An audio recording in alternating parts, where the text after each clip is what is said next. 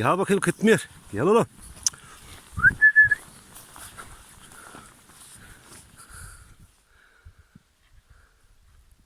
Gel.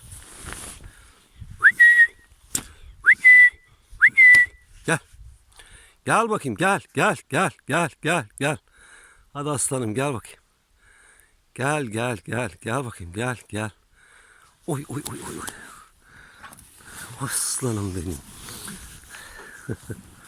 Hadi gel.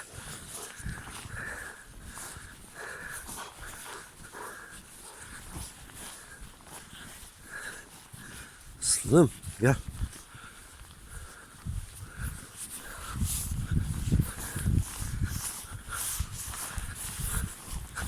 Hadi koşalım bakalım.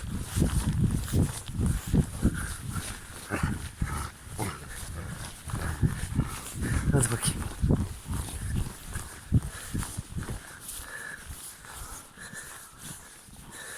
Niye gelmiyorsun kız sen?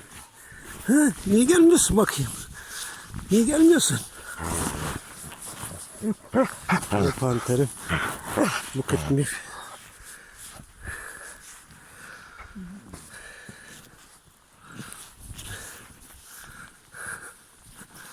Evet.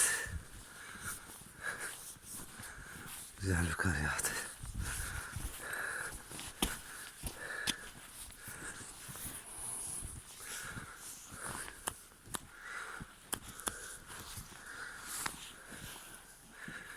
Görüşmek üzere. Allah'a emanet olun.